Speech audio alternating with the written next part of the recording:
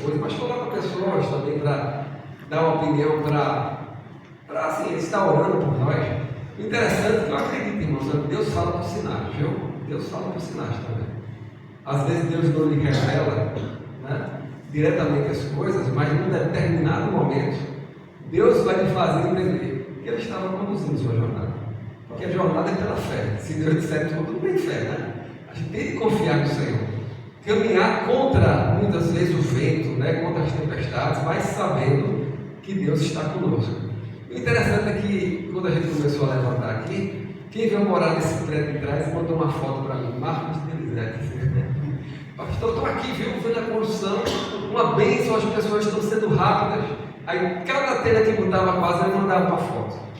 Aí, para mim, isso foi um sinal, né, porque a mesma pessoa que colocou o olho na primeira igreja de Boa Viagem estava por uma escolha divina, né, de morar aqui, sendo o fiscal da nossa obra, olhando lá de cima.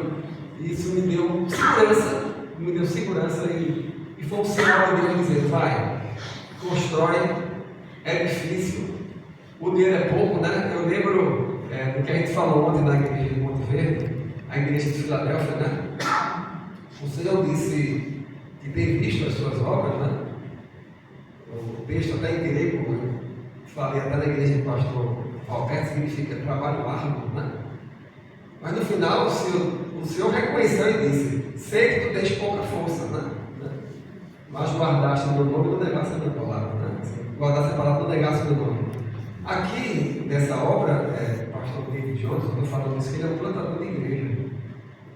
Ele até brinca, eu sei que ele vai brincar aqui também, as dificuldades que tem na plantação de igrejas é grande. Mas, em todas elas, a gente enxerga Deus abrindo as portas quando a gente avança. E eu quero agradecer pela igreja que Deus colocou, homens e mulheres de fé, porque eu digo para vocês, o projeto que está aqui não foi o que eu queria. Eu queria um projeto menor. Não, eu vou fazer baixinho, primeiro andar. Aí os irmãos da igreja, pastor, vamos fazer a obra grande, porque Deus é o dono do ouro da prata. Eu tenho isso, olha, sendo sincero, não vai pensar que eu sou o que tem a maior fé do mundo, não. Eu disse: está certo. Eu vou entender como uma resposta. E a gente tomou a decisão, orou, a igreja é uma campanha contínua de jejum de oração, e Deus nos abençoou. Fizemos uma igreja maior, é evidente que tem a segunda etapa ainda para ser feita, mas, irmãos, dentro dos meus maiores planos, viu? Ela já estaria pronta há muito tempo, porque ia ser bem, né? Uma coisa bem gótica, né? bem compacta, mas Deus quis fazer algo diferente para a glória dele, né? Para mostrar que Ele é o dono do ouro da prata, Ele é que levanta os recursos. E quando eu me senti inseguro, mandou até o fiscal de obra. Deus é assim, quando ele vê que a gente precisa, Ele levanta alguém para segurar, né, os nossos braços, né, para ficar em pé e não arriar. Amém, irmãos? Por isso que eu digo: ore pela liderança, pelo seu pastor me fale limitado, viu? Eu caminho pela fé daqueles que me rodeiam, né? Também, que são homens e mulheres de Deus que apoiam esse trabalho. E nesse momento, como nós temos feito nesses meses, temos falado em missões, não é? E nada melhor que um plantador de igreja. O pastor David Jones é da Aliança Cristã Missionária, fundada em 1887, né? Há um bom tempo, né? Eles têm trabalhos em mais de 70 nações, trabalhos missionários. E Deus nos deu o privilégio de conhecê-lo, né? Para mim foi um prazer muito grande. E ainda Deus sabe que fez, botou ele para estar em aldeia, passando uns 2 meses em aldeia, bem pertinho de mim. Nós já tomamos uns cafés aí, né? Como ele diz, a 4 mãos, porque é um café segurando o molinho, né? Segurando o pastel. E nesse momento eu queria passar a palavra para o pastor David Jones. Vou ajudá-lo aqui. Ele vai contar a história de sua vida. E como homem de missões, certamente. Deixa eu ver se o microfone está aqui. Fica à vontade, pastor. Deus te abençoe. Deixa eu botar. Nós estamos orando pelos copos de vidro, irmãos. Amém? Glória a Deus. A barriga não dá, né? E até pela visão, os copos bem bonitos, né? Glória a Deus. Deus abençoe. Boa noite, irmãos. Boa noite. Amém. Vou apresentar a Gabriela. Gabriela é minha companheira. Ela é fiel, forte e feia. Mas eu não me deixo cair. Eu não deixo a Gabriela lá. A pior que pode, se eu cair, eu caio para lá. Eu, só para o mistério, é que eu tenho neuropatia periférica. Ou seja, meus pés doem. Então, um negócio que velho pega. Eu sei que não aparento assim ser velho, mas eu sou. Eu tenho 3 anos, se Deus quiser. Parece que Ele quer. Eu queria primeiro cumprimentar os músicos. Olha, tá? Eu trabalhei em Porto Alegre, tá? Eu nunca, numa igreja brasileira, ouvi acordes de Big Band. Aquela primeira música que você cantou, você lembra? Linda música. Eu sou um músico frustrado. Tocava pistão, tocava barítono quando era menino. No outro século, né? Quando chegar aos céus e terei muita oportunidade para desenvolver o vocal, né? Quem sabe ele não me deixar tocar de novo. Por falar no céu, só quero deixar isso para vocês. Isso é de graça, não está no seu. E esse negócio de contar a minha vida, e também vamos ter que ajustar o cachê. Vocês conhecem aquela música em inglês, I Can Only Imagine? Eu só posso imaginar. A música é uma linda música, né? Vem de um filme evangélico que o cara vai dizer, eu só posso imaginar como será estar com Jesus. E uma das coisas que a gente imagina é os céus e a música. Aleluia. Vocês são bons músicos, sério? Não são perfeitos, mas são bons, muito bons. Gostei do solo. Você pode imaginar, vocês que são músicos, vocês sabem que entre os músicos há muita ciumeira, né? Você teve um solo, você deu um resto, né? Você pode imaginar músicos dos céus que não precisam de ninguém, que faz música por Jesus. Amém. O meu sonho mais maluco é Handel, que fez o Messias, né? Aquela música majestosa. E eu sempre gosto de pensar, ele fez a música em 22 dias. Um oratório enorme, em 22 dias. Estava falido, ele está na falência. Está bom? Ok. Então, sua esposa estava com ele porque tinha muito como não poder. E uma igreja na Irlanda do Norte, igreja presbiteriana, contratou ele para fazer uma música para Páscoa. Então, alguém passou a letra, uma pastora episcopal, bíblico, né? E em 22 dias ele escreveu o oratório e todas as partituras, já pensou, para uma orquestra, e passou lá, e virou o sucesso que era. Handel foi um cristão crente, ele está nos céus. Pode imaginar pegar os melhores músicos de toda a história da igreja, músicos que agora não têm problema de ciúmes, não tem problema de falência também, porque não ganham dinheiro.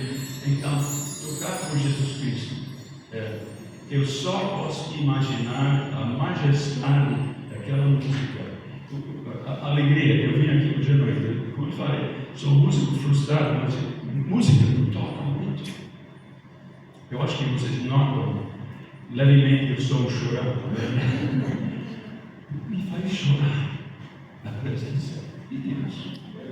E quando a gente chegar, nós vamos louvar Ele, e todos vocês que têm voz de corvo vão cantar bem. Amém? Amém. Isso é sobre música. Eu tenho o seu nome aqui, mas vocês querem saber um pouco sobre ele. Sou Davi Paulo Jones no Brasil, David Paul Jones na América, mas eu estou no Brasil.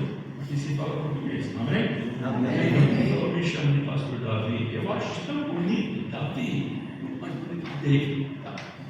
Sou filho de pastor, nasci durante a Segunda Guerra Mundial.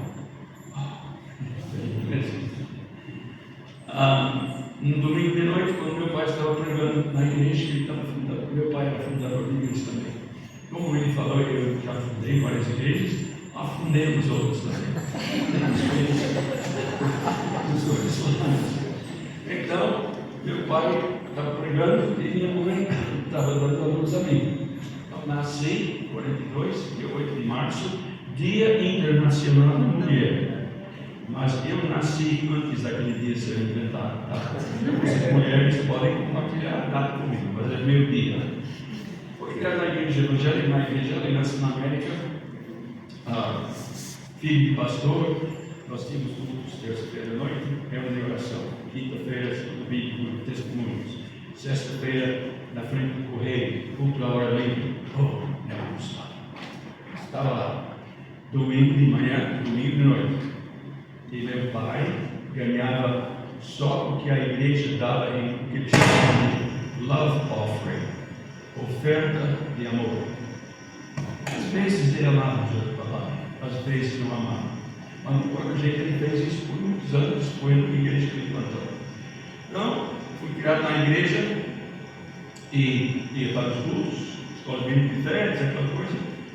Então, chegando já a idade de ter um pouco mais de raciocínio, pensei, bem, papai é filho de Deus, é crente, ama Jesus, eu sei isso, mamãe é esposa dele. O que estou fazendo? Está dando mamãe é filho de Deus e esposa do pai. Eu sou filho legítimo, eu tenho certidão de nascimento assinado por Deus, tá? Então eu sou filho deles, eles são filhos de Deus. Eu devo ser um neto de Deus.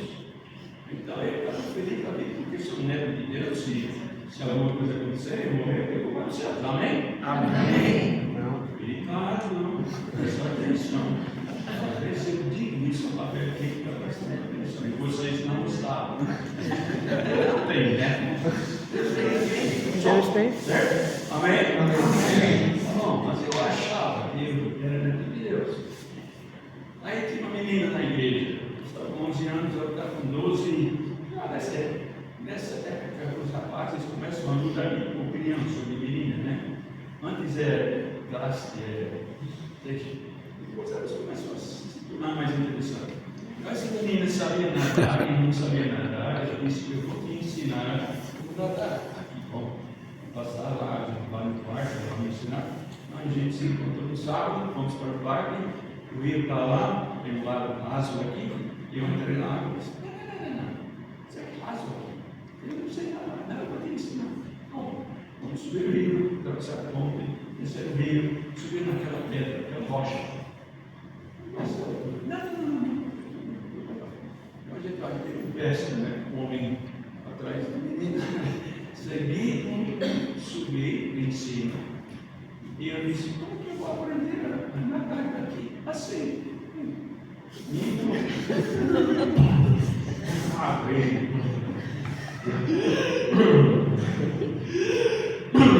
E aquela terceira, eu tive toda a minha vida passada. Descobri que não sou neto de Deus. Lembrei das mentiras, lembrei das muitas vezes que meti meu irmão mais velho, mas encrenca com o pai, porque eu e o irmão acontece até nas melhores famílias. Irmãos brigam, né? E quando ele me batia, eu tentava bater nele, ele sempre ganhou, eu dedurava. A maravilha. Todas as coisas ruins que eu fiz, todo o meu pecado, passei na frente do Cristo. Eu vou para o inferno. E aquela outra vez, descendo e subindo, eu cheguei à superfície. Jesus, me salva! Eu falei: Jesus save me, porque eu não falo português, mas eu gritei. E Jesus me ensinou a nadar. Você deixa o braço e perna. Não é bonito, mas eu sei. Eu cheguei no lado e a menina, eu disse, engraçado. Só que para mim não é, porque eu vivi essa vida, estava sobre o Espírito Santo, eu não sabia, eu só sabia, eu sou um pecador, eu vou para o inferno, eu não quero ir para o inferno, papai já descreveu, é ruim lá.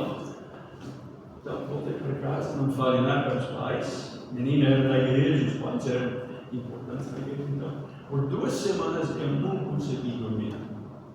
Não consegui dormir. Ou consegui, mas tentava não dormir, porque eu pensei, se eu for dormir e morrer durante a noite dando sono, vou para o inferno. Então, o negócio é simplesmente ficar acordado, o dia todo, né? Por 2 semanas. E, obviamente, o que aconteceu? Eu lia, estava com o livro aí, e acordo de manhã, o livro está no peito. E por 2 semanas estou apavorado que vou morrer. Vou para o inferno. E uma sexta-feira à noite, em casa, nós tínhamos o costume do altar familiar, como é chamado. Então, eu lia a Bíblia e a gente orava. Geralmente ele orava. Essa noite, só eu e a mãe estávamos em casa. Papai estava, sei lá, em algum lugar. E os irmãos não estavam. Eu estou lá sozinho. E mamãe leu algum trecho bíblico. Ela está no céu há muito tempo. Quando chegar lá, eu vou perguntar: a senhora lembra o que a senhora leu? Porque o que ela leu me convenceu. Então eu comecei a chorar de novo, né? Deve ser alguma coisa sobre o inferno, sei lá. Aí eu comecei a chorar e disse: ah, você está chorando. Mamãe pegou para o inferno. Quando você vai para o inferno? O que você quer ir para o inferno? Eu não quero ir para o inferno. Mas mamãe, eu sou um pecador. Pois é, eu não sabia. A senhora sabia que eu sou um pecador? Isso é coisa de guri, né? Menino que acha que os pais não vêm. Ele veio. Ela disse: você está com medo de morrer e ir para o inferno? Sim. Eu não sei o que fazer. Ela disse: Davi, você não escuta o que o seu pai prega? Você é uma pergunta perigosa para pedir ao filho do pastor, porque ele já ouviu tanta pregação que ele desliga o papai. Eu ficava lá com a revistinha da escola dominical, desenhando, mexendo com inário, qualquer coisa. Mas quando eu disse: bem, eu sei o que fazer, porque disse: tem que confessar seus pecados, tem que pedir perdão, tem que crer que Jesus perdoa, tem que aceitar pela fé e se arrepender e não fazer de novo. O Evangelho, exatamente, é isso que você tem que fazer. É só isso, não é? Aquele comentário, eu tenho pensado muito sobre isso. Isso era um mãozinho querendo fazer algo para ganhar sua salvação. Eu vou dar uma ajudazinha para Jesus. Mas o que diz em Efésios 2:29? Não de obras. Não há nenhuma obra. E a mãe que não era teóloga fala: Davi, o que você poderia acrescentar à obra salvadora de Jesus Cristo? Nada. Aceita pela fé. Mas é só pela fé. Se Jesus falou, está falado. Aceita. Joelhei. Jesus, eu aceito a salvação. E chorei, confessei todos os meus pecados, que a minha mãe já sabia, né? Mas aquela noite, Jesus tirou o pé do coração. Essa é a salvação. Rapidamente, 15 anos, Deus me chamou para ser missionário no casamento. Romanos 12:1. Rogo-vos, pois, irmãos, pelas misericórdias que apresentei vossos corpos como sacrifício vivo, santo e agradável. Como se estivesse morto, mas vivo. Deus não quer cadáver, Ele quer um ser humano. E com 15 anos é muito bom, porque a vida não está planejada. Estava só começando a pensar um pouco de maturidade, pensando sobre o futuro, e Deus disse: meu filho, eu quero que tu sejas missionário. Ele fala em inglês, porque não fala português, mas você entende, né?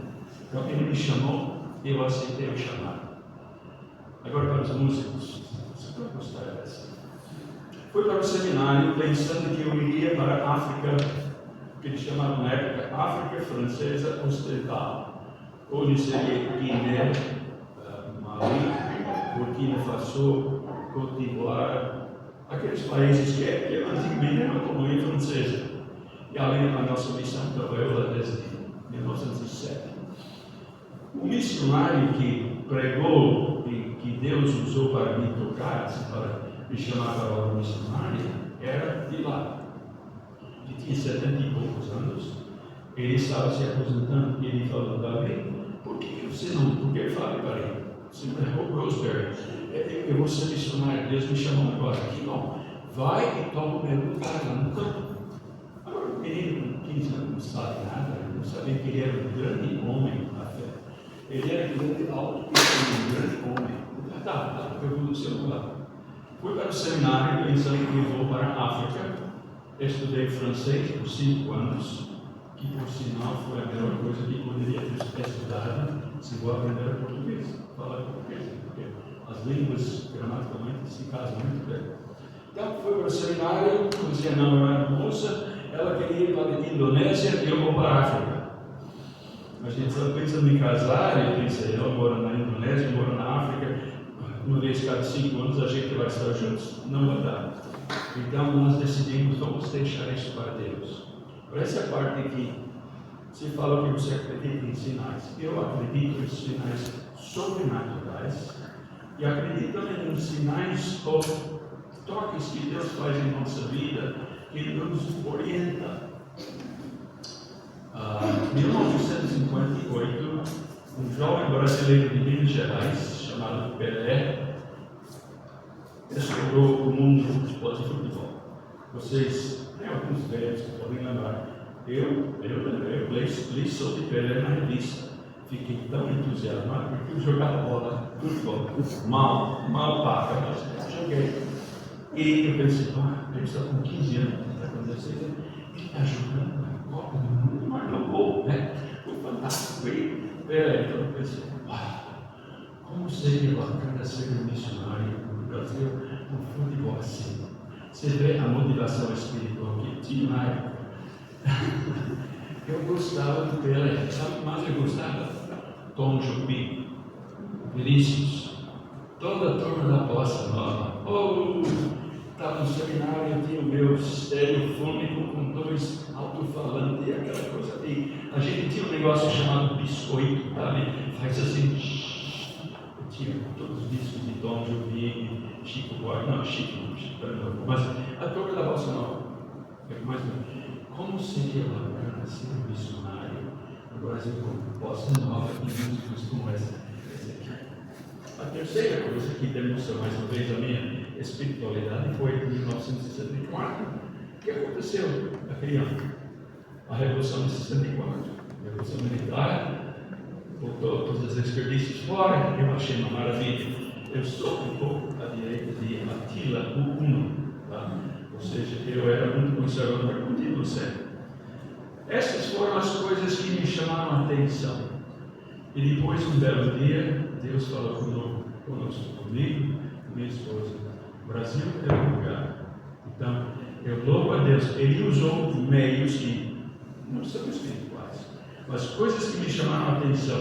Quando eu comecei a estudar o caso missionário do Brasil, o Brasil nessa época, 61, 62, 63, 64, o país estava crescendo, não somente em número, a igreja evangélica estava finalmente começando a deslanchar. E eu comecei a pensar, Deus, imagina se essa igreja, o Brasil é enorme, né? Se essa igreja brasileira evangélica crescer e ganhar uma visão missionária, nós vamos ver a volta de Jesus Cristo. Então eu comecei a trabalhar e quando eu fiz a minha tese, escrevi sobre o sonho de ver missionários brasileiros. Sentei ao lado de um irmão, não chamava. Então você viu, ele está aqui. Sabe não? Bem, de qualquer jeito, isso é só o aperitivo, tá? Agora vamos para a carne. Você me falou quando a gente termina. Terminamos quando eu termino? Tá legal. Em maio deste ano, eu estive em Columbus, Ohio. Ohio fica mais no meio oeste. Está lá numa conferência cristã, missionária. E fiquei muito feliz porque eles estavam apresentando os novos candidatos que saíram para o campo missionário neste ano. Nossa igreja, nos últimos 4 anos, a Igreja Nacional fez um desafio de algo de mandar um casal missionário por mês, durante um ano, 12. E nós temos feito isso desde, acho que 20, 24, 25, coisa dessa. Então, nessa reunião, eles tiveram vários jovens casais indo para o norte da África, Oriente Médio, África Central, Ninguém vai para o Brasil. Ninguém foi para a América Latina. Eu acho que um foi para a Europa. Você pode pensar, por que a gente está mandando gente para lá? É porque lá, vocês foram mais velhos, lembram da janela 1040? Lembram? É aquela janela geográfica entre 10 graus e 40 graus acima do Equador. De Portugal, mais ou menos, até Japão. Né? Essa janela, 80% de todos os povos lá, não alcançados pelo Evangelho, moram lá. E essa gente, que religião eles têm? Islã, muçulmanos, budistas e o que mais? Hindus.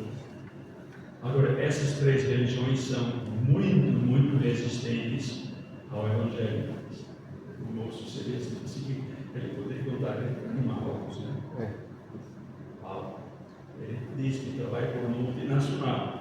O único jeito para um missionário que ir para esses lugares, se você pedir um visto, né, a aplicação do visto, e você quer um visto missionário, nem vão vir nas lugares, vão fechar a porta. Então, quando eles apresentaram esses casais, um dos casais eu vi, rapaz, tem 24 anos, delicado, velhinho, assim, cara de menino, 15 anos, muito jovem. Eu fui para ele e disse: você vai mesmo para esse lugar? Eu acho que era Mauritânia, porque em nossa missão nós nem mencionamos, a gente não menciona mais o país, porque se colocar na mídia social alguém, inclusive o muçulmano, está espiando, aí se acaba com a plataforma dele. Então ele disse: você sabe onde você vai, né? Sim. Você sabe a situação lá, e as pessoas que foram para a Mauritânia, eles são muito violentos como cristãos. Então, e você sabe o que pode acontecer? Sim, eu sei, porque eu sou missionário da mesma missão. Na minha época, ninguém me perguntou isso, mas agora eles perguntam: você está disposto a perder sua vida por Jesus? E você sim, embaixo. Porque eles querem, nós estamos mandando gente para lugares perigosos. E o tema dessa mensagem é essa: por que a gente manda gente para um lugar tão ruim? Por que nós não mandamos mais gente para o Brasil? Porque o Brasil, falando em comparações relativas, o Brasil está bem evangelizado. A gente sabe, tem lugares que precisam do Evangelho. Mas comparado com Mauritânia, com Marrocos, com Tunísia, com Líbia, com Senegal, com esses outros países, o Brasil ganha de 10-0. Então, por quê? Essa é a pergunta. Bem, a primeira resposta nós encontramos em Atos capítulo 1, versículos 1 e 2. Vou ler bastante Bíblia, tá? Depois simplesmente vou comunicar. Atos capítulo 1, versículos 1 e 2.